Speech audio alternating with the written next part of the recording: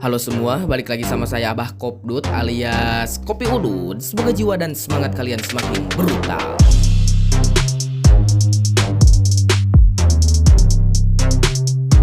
Dewa Nikah adalah sebuah ancaman pemerintah dunia. Sang Firaun dunia One Piece alias Im Sama sangatlah ketar-ketir hingga mules ketika mengetahui bahwa sebenarnya buah terlalang tersebut telah bangkit atau awakening.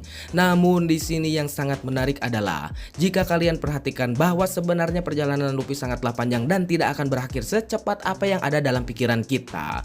Masih banyak yang harus dilalui dan diketahui oleh bajak laut tersebut. Kalian juga jangan lupakan bahwa sebenarnya mendapatkan One Piece adalah langkah besar Luffy untuk menggapai cita-cita yang sesungguhnya. Luffy memiliki cita-cita besar yang harus dicapai, tetapi jalan untuk mendapatkannya harus menemukan One Piece terlebih dahulu. Belum diketahui tujuan Luffy yang sebenarnya akan seperti apa, dan apakah Luffy juga akan ikut serta dalam menghancurkan sang Firaun alias Im Sama beserta Dragon. Kita semua sudah mengetahui bahwa pergerakan Dragon dan pasukannya semakin gencar dan lagi hangat-hangatnya. Mamang Dragon memulai penyerangan dengan menghancurkan kapal suplai makanan kepada kaum naga edan atau kaum naga langit.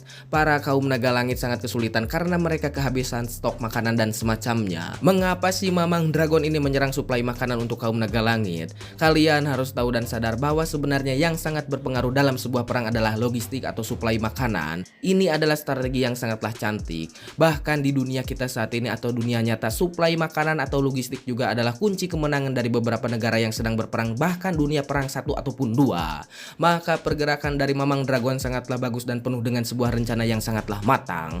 Dragon juga mengetahui para kaum naga edan atau kaum naga langit kehabisan makanan, maka pemerintah akan menekan Agent atau Marine untuk membereskan masalah tersebut. Ini juga membuat konflik internal dalam kubu pemerintah dan Marine itu sendiri. Sebenarnya jika kaum naga langit ini benci dan menginginkan kematian dari seorang admiral, maka bisa saja dilakukan. Contohnya ayah dari si anjing Carlos ini menginginkan Akainu dihukum mati oleh Gorosei karena tidak bisa menyelesaikan masalah, maka bisa saja dilakukan. Kaum naga langit adalah orang yang memiliki otoritas cukup tinggi di dunia tersebut. Maka dengan menciptakan konflik dan masalah di tubuh pemerintah atau Marine itu sendiri akan jauh lebih berbahaya dengan serangan langsung. Namun perjalanan dari Mamang Dragon sangatlah panjang. Ini hanyalah awal dari segudang rencana Dragon. Tetapi kaitannya dengan Sun God Nika atau Luffy adalah apakah di akhir-akhir jika Luffy sudah mendapatkan One Piece, Luffy akan ikut serta menghancurkan pemerintah dunia atau tidak. Kita tahu Luffy bukanlah orang yang tertarik dengan dunia pemerintahan. Selain banyak anggota DPR yang haus uang rakyat dan korupsi merajalela, Luffy bodoh amat dengan hal tersebut. Namun di sini yang sangat menarik adalah apakah Luffy akan memiliki masalah dengan Imu Sama itu sendiri. Dan memang sudah memiliki masalah ketika di Pulau Egghead yang dimana Luffy bertarung dengan para abah tua bangka alias Gorosei. Meskipun Luffy kabur, tapi menurut dalam pandangan saya Luffy menang dalam insiden tersebut karena si abah Saturn ini menjadi korban atas apa yang terjadi di Pulau Egghead kemarin. Namun di sini masalah hadir kembali dari si Garling menggantikan si abah Saturnus, maka sudah jelas Luffy dan Dragon akan terlibat dalam penghancuran pemerintah dunia. Tetapi mereka berdua beda misi dan visi saja. Luffy hanya ingin menjadi orang paling bebas di dunia, bukan memerintah dunia. Meskipun Luffy sangatlah kuat bahkan tidak terkalahkan. Memang di chapter saat ini dikatakan bahwa Elbap adalah negeri para pejuang atau pahlawan, tetapi Luffy di sini sebenarnya hanya sampai di Pulau Elbap, bukan negeri yang sesungguhnya. Karena nama negeri tersebut adalah Warland atau bisa kita sebut sebagai garis pertarungan atau negerinya para petarung besar dan kuat. Saya juga berpikir bahwa sebenarnya kekuatan dari Gear 5 Luffy yang sekarang adalah awal dari kekuatan yang sesungguhnya. Kita bisa melihat tingkah konyol Luffy yang sangat bebas melakukan apapun dengan mode tersebut. Namun sepertinya potensi dari wujud Nika ini belum keluar semua. Luffy sepertinya baru sampai ke mode konyol atau tahap pertama. Tetapi entah kapan cepat atau lambat Luffy akan mengetahui ada mode serius dalam Gear 5 itu sendiri. Jika bertingkah konyol sudah sekuat itu, apa jadinya jika mode Nika dilakukan dengan cara serius atau dalam pertarungan? Ini bisa saja terjadi karena melawan orang-orang kuat seperti Im Sama ataupun Akagami. Bisa saja Luffy sangat serius melawan Akagami tanpa bertingkah konyol, dan satu sama lain dari mereka berusaha mengalahkan tanpa membuat mereka kehilangan nyawanya. Karena janji dari Akagami dan Luffy adalah mereka akan melakukan pertarungan dan mengembalikan topi jerami milik Akagami jika Luffy sudah sangatlah kuat.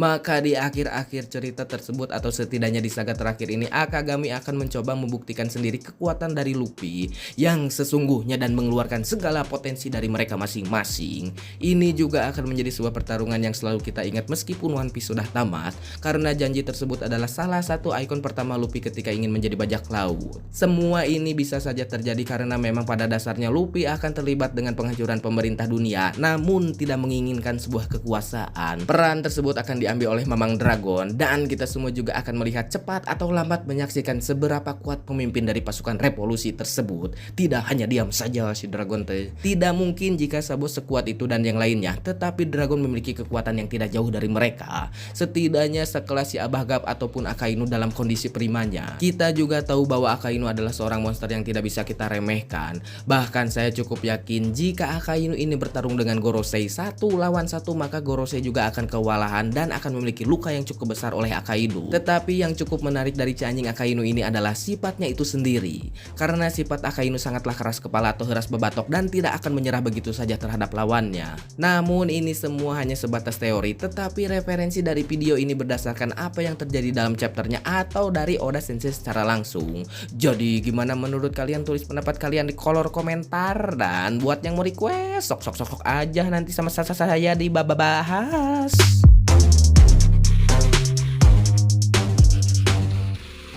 Ya jadi seperti itulah dalam pemikiran saya. Kenapa sih saya tuh bikin video ini? Karena memang si One Piece-nya lagi libur gitu. Saya tuh cukup tertarik gitu melihat atau membaca lagi One Piece ini teh, bahwa si Dragon teh menghancurkan suplai makanan dari para kaum naga langit. Memang kalau misalkan kalian perhatikan, ini teh sangatlah berpengaruh besar dalam sebuah perang. Logistik adalah nomor satu dan bisa menciptakan sebuah masalah atau yang namanya teh konflik dalam internal. Jadi si pemerintah dunia ini teh atau si kaum naga langit ini menekan pemerintah dunia untuk mendapatkan suplai makanan lagi karena mereka kehabisan makanan, dan pemerintah dunia atau Gorosei menekan Marine itu sendiri. Jadi di dalam kubu mereka teh konflik gitu ya. Sangat menarik si Dragon itu. Dan yang kedua, apakah si Dragon ini teh akan melawan si Im-sama atau tidak, atau si Luffy yang akan melawan si Im-sama. Memang gitu si Dragon ini teh sangatlah kuat katanya, dan memang sepertinya kuat juga gitu. Nggak mungkin seorang pemimpin pasukan revolusi hanya sebatas itu saja, kekuatannya hanya sebatas strategi saja gitu, dan diem nyilenglem di imah gitu ya, diam aja di rumah gitu atau di markas. Nggak mungkin. Otomatis si Dragon ini juga memiliki kekuatan ya di atas para ponder-ponder dari pasukan revolusi seperti si Sabo dan yang lain-lain. Itu nggak mungkin. Ya mungkinnya setara dengan si Gap di usia prima atau setara dengan si Akainu yang sekarang. Tetapi di sini yang sangat menarik adalah pergerakan dari si Dragon atau pasukan revolusi ini akan sangat berpengaruh kepada kesatria suci, dan kesatria suci ini sepertinya akan berhadapan dengan Dragon itu sendiri. Wah, anjing sangat menarik menurut saya mah. Yang sangat menarik juga adalah di sini adalah si Akagami lawan si Luffy. Kalau misalkan di saga-saga terakhir, mungkin si Luffy ini akan berhadapan dengan si Akagami untuk menyerahkan topi jeraminya, karena memang itu teh janji awal-awal si Luffy ingin menjadi bajak laut ketika sudah dikasih topi jerami sama si Akagami. Ya mungkin akan terjadi, tapi sepertinya masih lama gitu ya, karena One Piece juga belum tamat atau si Luffy belum mendapatkan One Piece, karena One Piece adalah langkah besar untuk menggapai cita-cita si Luffy yang sesungguhnya. Eta anjir. Wah, sebenarnya kalau misalkan kalian perhatikan atau kalian nonton ulang gitu ya dan baca dengan seksama, sebenarnya si Dragon, si Luffy, si Akagami dan yang lain-lainnya teh saling mengikat gitu ya satu sama lain. Jadi masalahnya teh di sini teh yang utamanya adalah klan di pemerintah dunia, Gorosei itu sendiri dan Marine. Di sini kan si Gap adalah Marine, Klandi juga, terus si Im-sama juga, terus si Dragon kemarin ngancurin suplai makanan dari kaum naga langit. Terus di sini ada Nefertari Lily, siapa Lily juga. Terus si Akagaminya terikat sama si Buggy, si Mihawk dan yang lain-lain. Otomatis perang besar yang akan dijanjikan atau yang diketahui sama si Roger atau sama si Shirohige kita memang akan terjadi itu. Si Shirohige kan berbicara di Marineford bahwa perang besar yang sesungguhnya yang ditakuti oleh si Sengoku teh mungkin bisa terjadi di kemudian hari. Wah, sangat menarik. Tapi jangan terlalu serius lah, ini mah cuman ngobrol ya. Sesi di sini teh saya ada pakai skrip, ada juga enggak pakai skrip.